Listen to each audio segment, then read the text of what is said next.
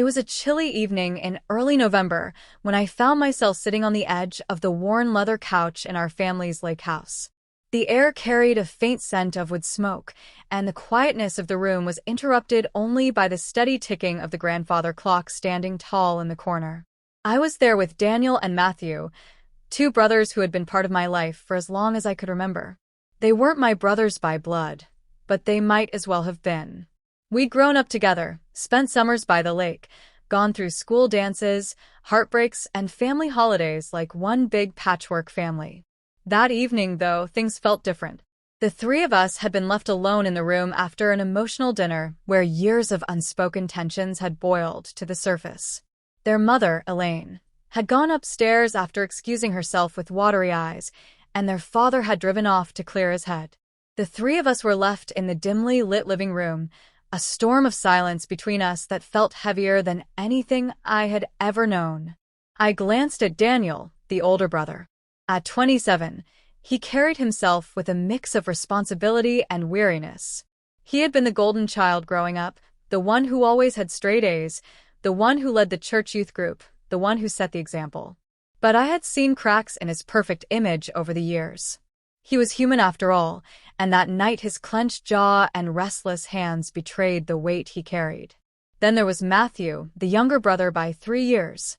He had always been the free spirit, reckless, unpredictable, and at times selfish.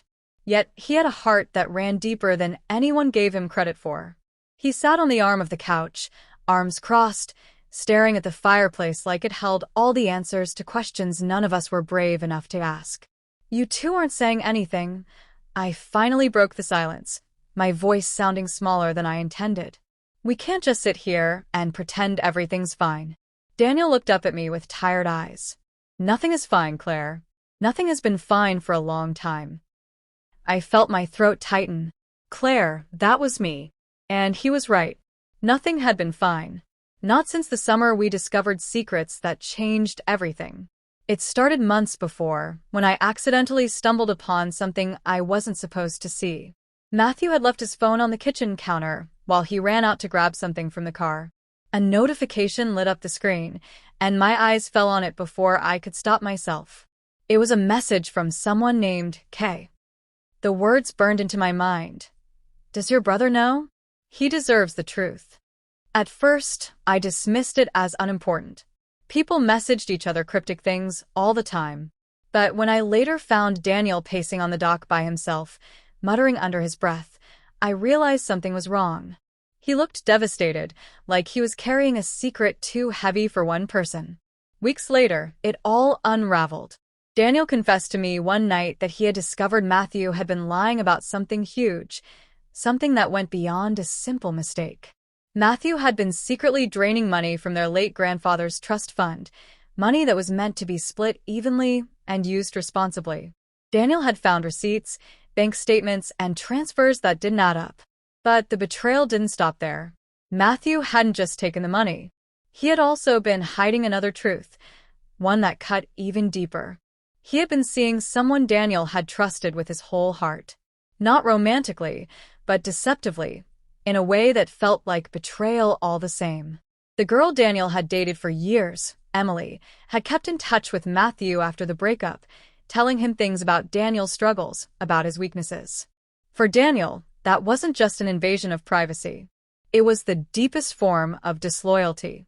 When Daniel told me this, I felt torn apart. These were two brothers I loved, two people I couldn't imagine being at odds.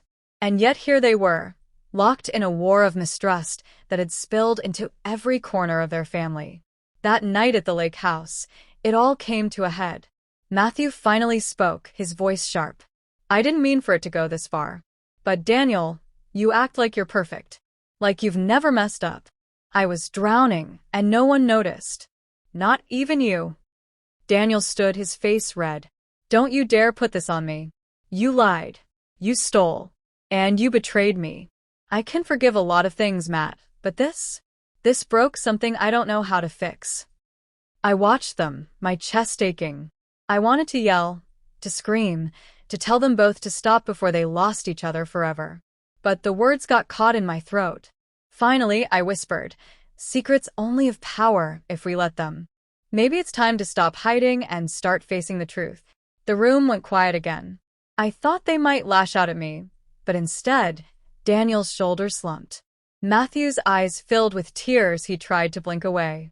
For the first time, I saw not two men at war, but two brothers who were scared, scared of losing each other, scared of what honesty might cost them. The rest of the night stretched on, filled with confessions, apologies, and raw truths. Daniel admitted he had been harsh, always setting the bar so high Matthew could never reach it. Matthew admitted his jealousy, his resentment of always being in his brother's shadow. And I admitted my own part. I had seen the signs long before and said nothing. I had been too afraid of disrupting the peace, too afraid of the storm that honesty would bring. But silence had only made the storm worse. By sunrise, nothing was magically fixed. Trust doesn't rebuild in a night. But something had shifted. The three of us had faced the shadows in that room, and in doing so, we had let in a little light. When I look back on that night now, years later, I realize it wasn't about betrayal or infidelity in the way people usually think of it. It was about the infidelity of trust, the breaking of promises, the shattering of loyalty, the weight of disappointment. And just like any wound, it took time to heal. But healing did come. Daniel and Matthew eventually rebuilt their bond. It wasn't perfect, but it was real. And I learned that sometimes the most powerful thing you can do in a room full of silence is to speak the truth, even if your voice trembles. That night will forever be etched in my memory. The night when two brothers and I were alone in a room, and the truth finally set us free.